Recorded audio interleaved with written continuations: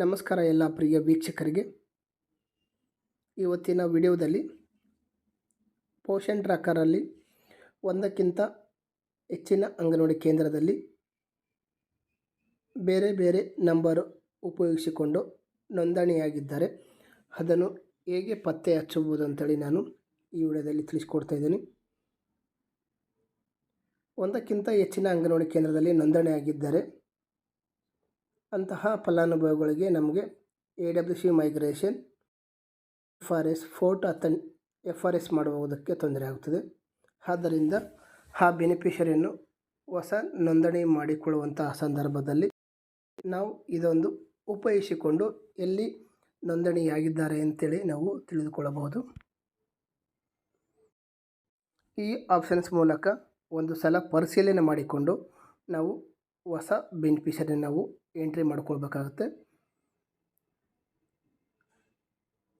ಫಲಾನುಭವಿಗಳು ವಲಸೆ ಇರುವುದರಿಂದ ಒಂದು ಜಿಲ್ಲೆಯಿಂದ ಇನ್ನೊಂದು ಜಿಲ್ಲೆಗೆ ವಲಸೆ ಹೋಗುತ್ತಿರುವುದರಿಂದ ಒಂದು ಜಿಲ್ಲೆಯಲ್ಲಿ ನೋಂದಣಿ ಮಾಡಿರ್ತಾರೆ ಮತ್ತು ಇನ್ನೊಂದು ವಲಸೆ ಬಂದಿರುವಂತಹ ಜಿಲ್ಲೆಗಳು ಕೂಡ ನೋಂದಣಿ ಮಾಡಿಕೊಂತಹ ಸಂದರ್ಭದಲ್ಲಿ ಹಲವಾರು ಅಂಗನವಾಡಿ ಕಾರ್ಯಕರ್ತರಿಗೆ ಈ ಸಮಸ್ಯೆ ಎದುರಾಗುತ್ತದೆ. ಆದ್ದರಿಂದ ನೀವು ನೋಂದಣಿ ಮಾಡಿಕೊಳ್ಳುವಂತಹ ಸಂದರ್ಭದಲ್ಲಿ ಒಂದು ಸಲ ಪರಿಶೀಲನೆ ಮಾಡಿಕೊಂಡು ಹೊಸ ಬೆನಿಫಿಷರಿಯನ್ನು ನೀವು ನೋಂದಣಿ ಮಾಡಿಕೊಳ್ಳಬಹುದು. ಇಲ್ಲಿ ಐ ಆಮ್ ಆನ್ ಬೆನಿಫಿಷರಿ ಅಂತಿದೆ ಅಲ್ವಾ, ಅದರ ಮೇಲೆ ನೀವು ಕ್ಲಿಕ್ ಮಾಡಬೇಕು.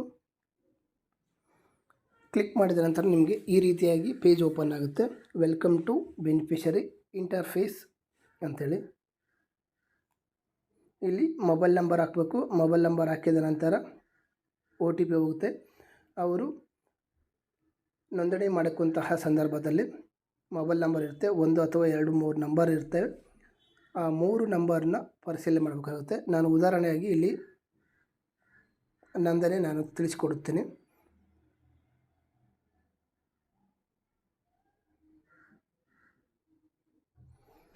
ಮೊಬೈಲ್ ನಂಬರ್ ಎಂಟ್ರಿ ಮಾಡಿದ ನಂತರ ರಿಕ್ವೆಸ್ಟ್ OTP ಮೇಲೆ ಕ್ಲಿಕ್ ಮಾಡಬೇಕು.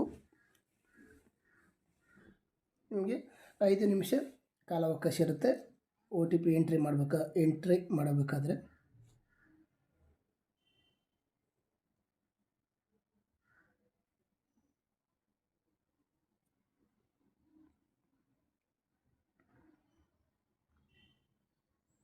OTP ಎಂಟರ್ ಮಾಡಿದ ನಂತರ ನಿಮಗೆ ಕ್ಲಿಕ್ ಮಾಡಬೇಕು. ರೀತಿಯಾಗಿ ನಿಮಗೆ ಪೇಜ್ ಓಪನ್ ಆಗುತ್ತೆ. ಅಂದರೆ ವೆಲ್ಕಮ್ ಅಂಥೇಳಿ ಬಂದಿರುತ್ತೆ.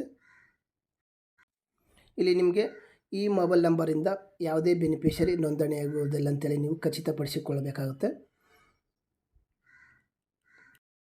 ನಂತರ ಇನ್ನೊಂದು ಮೊಬೈಲ್ ನಂಬರ್ ಮುಖಾಂತರ ನೀವು ನೋಂದಣಿ ಪರಿಶೀಲನೆ ಮಾಡಬೇಕಾಗುತ್ತೆ.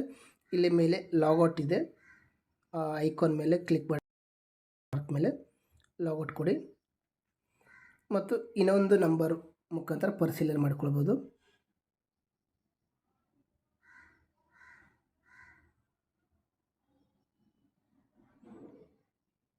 ಉದಾಹರಣೆಯಾಗಿ ನಂದೇ ತಗೊಂಡಿದ್ದೀನಿ.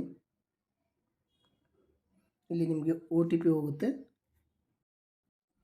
OTP ಎಂಟರ್ ಮಾಡಿದ ನಂತರ ನೀವು ಪುನಃ ವೆರಿಫೈ OTP ಕೊಡಿ. ಇನ್ವ್ಯಾಲಿಡ್ OTPನ ಕರೆಕ್ಟಾಗಿ ಹಾಕಬೇಕಾಗುತ್ತೆ. ನೀವು OTP ಎಂಟರ್ ಮಾಡಿದ ನಂತರ ನೀವು ವೆರಿಫೈ OTP ಮೇಲೆ ಕೊಡಿ. ಸಕ್ಸಸ್ಫುಲ್ ಅಂತ ಬರುತ್ತೆ.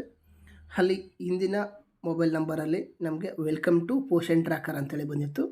ಇವಾಗ ಏನು ಬಂದಿದೆ, active, pending, reject bar inactive ಅಂತಿದೆ. ಅಂದರೆ ಈ ನಂಬರಿಂದ ಫಲಾನುಭವಿಗಳು ಬೇರೆ ಅಂಗನವಾಡಿ ಕೇಂದ್ರದಲ್ಲಿ ನೋಂದಣಿಯಾಗಿದ್ದಾರೆ ಅಂತೇಳಿ ನಾವು ತಿಳಿದುಕೊಳ್ಬೋದು.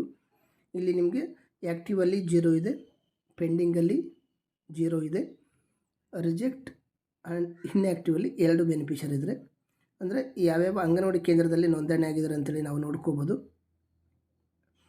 ಇಲ್ಲಿ ಲವಕುಶನಗರದಲ್ಲಿ ನೋಂದಣಿಯಾಗಿದ್ದಾರೆ, ಗೊಲ್ಲಹಳ್ಳಿಯಲ್ಲಿ ಕೂಡ ನೋಂದಣಿಯಾಗಿದ್ದಾರೆ. ಅಂದರೆ ಒಂದೇ ಆಧಾರ್ ಮುಖಾಂತರ 2 ಬೆನಿಫಿಷರಿ ನೋಂದಣಿ ಮಾಡ್ಕೊಂಡಿದ್ದಾರೆ ಒಂದೇ ಮೊಬೈಲ್ ನಂಬರಿಂದ. ಆದ್ದರಿಂದ ನೀವು ಇದನ್ನು ಪೋಷಣ್ ಟ್ರ್ಯಾಕರಲ್ಲಿ ರಿಜೆಕ್ಟ್ ಮಾಡಿಕೊಂಡು ಒಂದು ಫಲಾನುಭವಿಗಳು ಒಂದು ಬೆನಿಫಿಷರಿ ಮಾತ್ರ ನೀವು ಉಳಿಸ್ಕೊಳ್ಬೇಕಾಗುತ್ತೆ. ಇದನ್ನ ನೀವು ಪೋಷನ್ ಟ್ರ್ಯಾಕರ್ನಲ್ಲಿ ನಿಮ್ಮದು ಬೆನಿಫಿಷರಿ ಇಂಟರ್ಫೇಸಲ್ಲಿ ನಿಮಗೆ ನೋಟಿಫಿಕೇಷನ್ ಇರುತ್ತೆ, ರಿಜೆಕ್ಟು ಅಥವಾ ಆ್ಯಕ್ಟಿವ್ ಅಂತೇಳಿ, ಅಕ್ಸೆಪ್ಟ್ ಅಂತೇಳಿ ಅದನ್ನ ಉಪಯೋಗಿಸಬೇಕಾಗುತ್ತೆ. ಇದನ್ನು ಕೂಡ ನೀವು ನೋಂದಣಿ ಮಾಡಿಕೊಳ್ಳುವಂತಹ ಸಂದರ್ಭದಲ್ಲಿ ನೀವು ಒಂದು ಸಲ ಪರಿಶೀಲನೆ ಮಾಡಿಕೊಳ್ಳಬೇಕಾಗುತ್ತೆ. ಪರಿಶೀಲನೆ ಮಾಡಿದ ನಂತರ ನಿಮಗೆ ಈ ರೀತಿಯಾಗಿ ಒಂದೇ ಮೊಬೈಲ್ ನಂಬರಿಂದ 2 ಕೇಂದ್ರದಲ್ಲಿ ನೋಂದಣಿಯಾಗಿರುವ ಮಾಹಿತಿ ಸಿಗುತ್ತೆ. ಇದು ಆ್ಯಕ್ಟಿವ್ ವಿತ್ ಅಂದರೆ ನಿಮಗೆ ಇಲ್ಲಿ 0 ಇರೋದ್ರಲ್ಲಿ 2 ಇರುತ್ತೆ. ಒಂದು ವೇಳೆ ಅವರೇನಾದರೂ ಪೆಂಡಿಂಗಲ್ಲಿತ್ತು, ನೀವು ಅಕ್ಸೆಪ್ಟ್ ಮಾಡ್ಕೊಂಡಿಲ್ಲ ಅಂದರೆ ಇಲ್ಲಿ ಕೂಡ ನಿಮಗೆ ನಂಬರ್ಸ್ ಇರುತ್ತೆ. ಇಲ್ಲಿ ಆಲ್ರೆಡಿ ನೋಂದಣಿ ಆಗಿದ್ದರೆ ನಾವು ಇದನ್ನು ಇನ್ಯಾಕ್ಟಿವ್ ಮಾಡಿದ್ದೀವಿ. ಈ ರೀತಿಯಾಗಿ ನೀವು ಮೊಬೈಲ್ ನಂಬರ್ ಉಪಯೋಗಿಸಿಕೊಂಡು ಹೊಸ ಬೆನಿಫಿಷರಿಗೆ ನೋಂದಣಿ ಮಾಡಿಕೊಳ್ಳುವಂಥ ಸಂದರ್ಭದಲ್ಲಿ ನೀವು ಈ ಆಪ್ಷನ್ಸ್ನ ಉಪಯೋಗಿಸಿಕೊಂಡು ಆಹಾರ ಫಲಾನುಭವಿಗಳನ್ನು ನೀವು ನೋಂದಣಿ ಮಾಡಿಕೊಂಡು ಪೂರಕ ಪೌಷ್ಟಿಕ ಆಹಾರವನ್ನು ವಿತರಣೆ ಮಾಡ್ಬೋದು. ಅದೇ ರೀತಿ ಒಂದು ಮೊಬೈಲ್ ನಂಬರಿಂದ ಬೆನಿಫಿಷರಿ ಇಂಟರ್ಫೇಸಲ್ಲಿ ಆ್ಯಕ್ಟಿವ್ 4 ಬೆನಿಫಿಷರಿನ ನೋಂದಣಿ ಮಾಡಿಕೊಳ್ಳೋದು ಅಂತೇಳಿ ಇದರಲ್ಲಿದೆ. ಆದ್ದರಿಂದ ನೀವು ಸರಿಯಾಗಿ ಪರಿಶೀಲನೆ ಮಾಡಿಕೊಂಡು ನೀವು ನೋಂದಣಿ ಮಾಡಿಕೊಳ್ಬೇಕಂತೇಳಿ ತಿಳಿಸುತ್ತೇನೆ. ಈ ಮಾಹಿತಿ ನಿಮಗೆ ಇಷ್ಟ ಆದರೆ ಲೈಕ್ ಮಾಡಿ, ಸಬ್ಸ್ಕ್ರೈಬ್ ಮಾಡಿ. ಧನ್ಯವಾದಗಳು.